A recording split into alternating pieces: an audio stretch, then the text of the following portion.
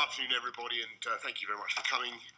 I've just chaired a meeting of the Government's Emergency Committee, including ministers from Scotland, Wales and Northern Ireland, and it's clear that coronavirus COVID-19 continues and will continue to spread across the world and our country over the next few months.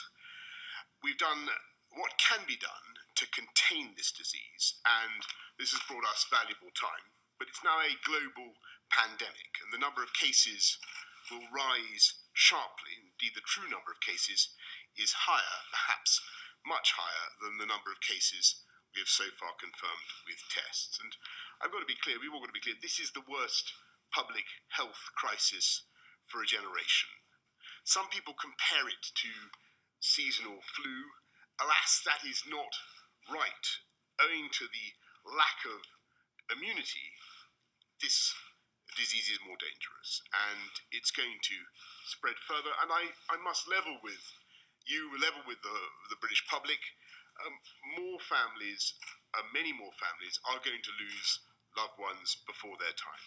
And the Chief Scientific Advisor will set out the best information we have on that in a moment.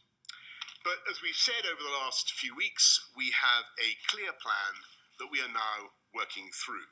And we're now getting on to the next phase in that plan, because this is now not just an attempt to contain the disease as far as possible, but to delay its spread and thereby minimize the suffering.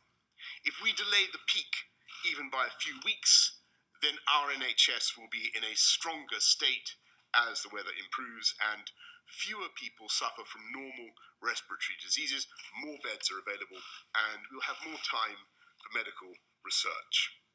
We can also act to stretch the peak of the disease over a longer period so that our society is better able to cope.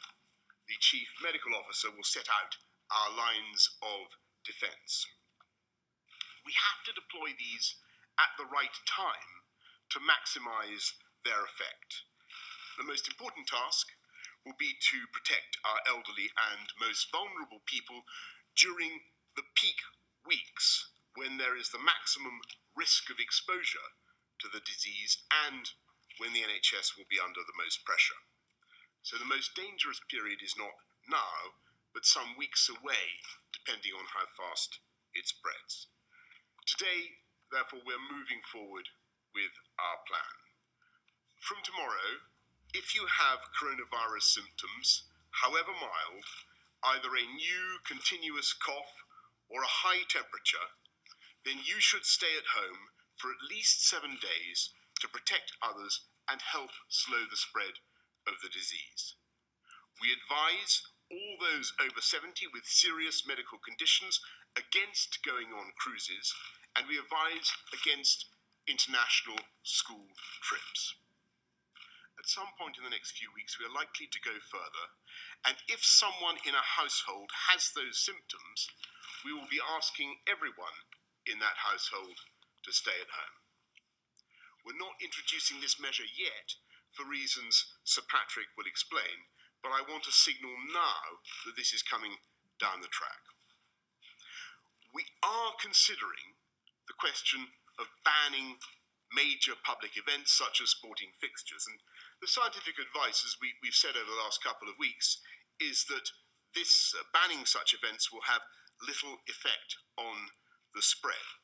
But there is also the issue of the burden that such events can place on public services. So we're discussing these issues with colleagues in all parts of the United Kingdom, and we'll have more to say shortly about the timing of further action in that respect.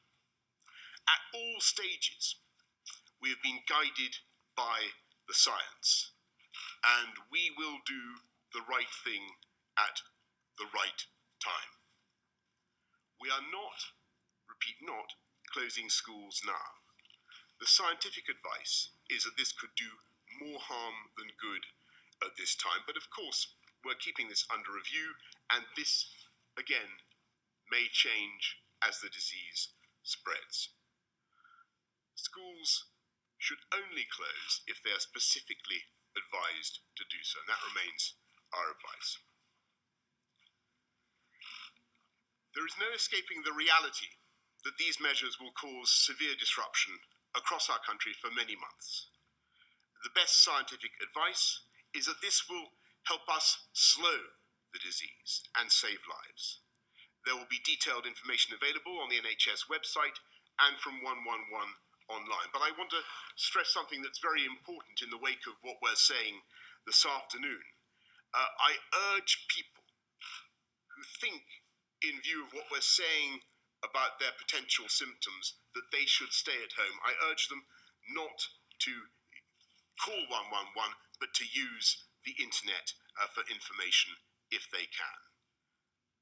I also want, at this stage, to speak directly to older people, because this disease is particularly dangerous for you, for older people, even though the vast majority of older people will experience a mild to moderate illness.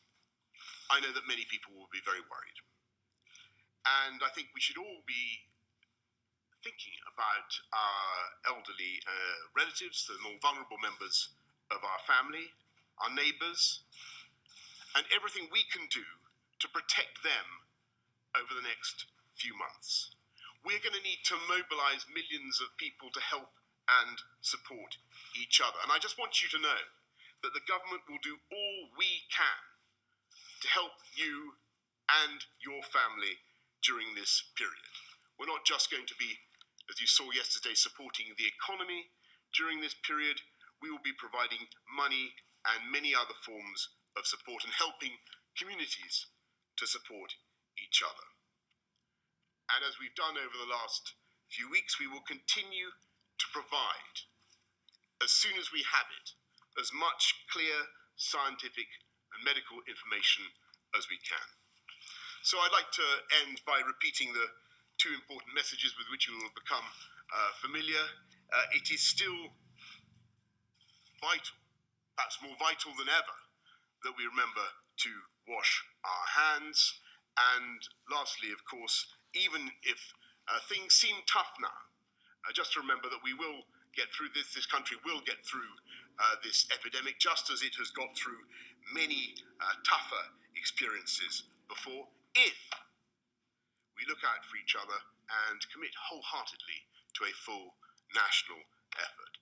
And I'd now like to thank, I'd like to ask Sir Patrick Vallance, our chief. I'd like to thank him for everything he's doing. But I'd like to thank Sir Patrick Vallance, our chief scientific advisor, to set out the latest facts and the state of play as he sees it.